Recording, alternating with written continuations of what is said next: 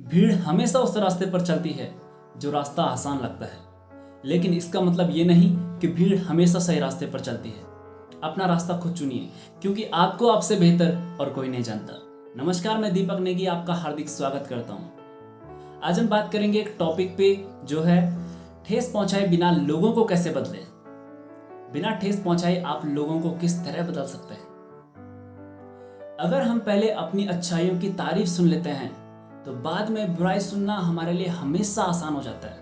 एक बार फिर से, अगर हम पहले अपनी अच्छाइयों की तारीफ सुन लेते हैं तो बाद में बुराई सुनना हमारे लिए हमेशा आसान हो जाता है। इसको समझाने के लिए मैं आपको एक रियल लाइफ स्टोरी सुनाता हूँ, ध्यान से सुनिएगा। वार कंपनी को फिलाडेल्फिया में एक निश्चित तारीख तक एक ऑफिस बनवाना तथा पूरा करना था। सब कुछ तय कार्यक्रम के हिसाब से चल रहा था। इमारत लगभग तैयार होने ही वाली थी, परंतु तभी इमारत की बाहर की ओर काम कर रहे ब्रॉन्ज सब कॉन्ट्रैक्टर ने कहा कि वो निश्चित तारीख तक माल नहीं भिजवा पाएगा। तो क्या काम रुक जाएगा, भारी नुकसान होगा और भारी जुर्माना होगा। यह सब सिर्फ एक आदमी की वजह से होगा। लंबी टेलीफोन चर्चाओं और गर्म बहसों से कोई फायदा नहीं हुआ। फिर मिस्टर गो को ब्रॉन्ज सब कॉन्ट्रैक्टर से मिलने के लिए न्यूयॉर्क भेजा गया ताकि वो शेर की मान में जाके उसे पकड़ लें। जैसे ही मिस्टर गो ब्रॉन्ज सब कॉन्ट्रैक्टिंग फर्म के प्रेसिडेंट से मिले, उन्होंने कहा कि आप जानते हैं, आप ब्रुकलिन में अपने नाम के इकलौते ही व्यक्ति हैं। ब्रॉन्ज सब कॉन्ट्रैक्टर को हैरानी हुई। उसने कहा, नहीं, मुझे नहीं मालूम था। फिर मिस्टर गो ने कहा, आज सुबह जब मैं ट्रेन से उतरा और मैंने आपका पता देखने के लिए ब्रुकलिन की टेलीफोन डायरेक्टरी देखी तो मैंने यह पाया कि आप अपने नाम के ब्रुकलिन में इकलौते ही व्यक्ति हैं। सब कॉन्ट्रैक्टर ने कहा, नहीं, मुझे नहीं मालूम था।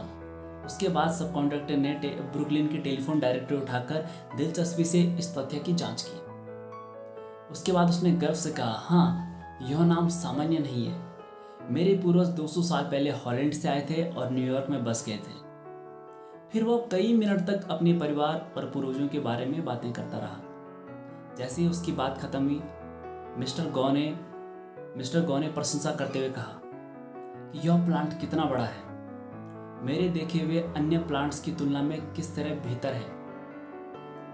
यह मेरे द्वारा देखी गई सबसे साफ सुथरी ब्रॉन्ज फैक्ट्री है। सब कॉन्ट्रैक्टर ने कहा, इस प्लांट को बनाने में उसने अपना पूरा जीवन लगा दिया है और मुझे इस पर गर्व है। क्या आप पूरी फैक्ट्री घूमना पसंद करेंगे? फैक्ट्री घूमते हुए मिस्टर गो ने निर्माण संबंधी कई बातों की सच्ची तारीफ की और बताया कि क्यों और कैसे उसकी निर्माण प्रक्रिया उसके प्रतिद्वंदियों से बेहतर थी। फैक्ट्री घूमते हुए मिस्टर गो ने कई ऐसी मशीनों को देखकर हैरानी जाहिर की जो उसने आज तक किसी और प्लांट में नहीं देखी थी। सब कॉन्ट्रैक्टर ने कहा कि यह मशीनें उसी के द्वारा बनाई गई हैं। फिर सब कॉन्ट्रैक्टर ने काफी वक्त लगाया मिस्टर गो को यह समझाने के लिए कि उसकी इन मशीनों से किस तरह से काम लिया जाता है, ताकि उन्हें पता चल सके कि इन मशीनों से किस तरह बेहतर काम होता है। उसके बाद सब कॉन्ट्रैक्टर ने गो को लंच का न्योता दिया। अब आपने देखा होगा यहाँ पे कि अभी तक मिस्टर गो ने अपनी मुलाकात के असली उद्देश्य के बारे में एक शब्द भी नहीं कहा था। जैसे ही लंच खत्म हुआ, ब्रॉन्ज सब कॉन्ट्रैक्टर ने कहा, अब बिजनेस की बातें करने का वक्त आ गया है। जाहिर है मैं जानता हूं आप यहाँ क्यों आए हैं। मुझे आशा नहीं थी कि हमारी मुलाकात इतनी सुखद होगी।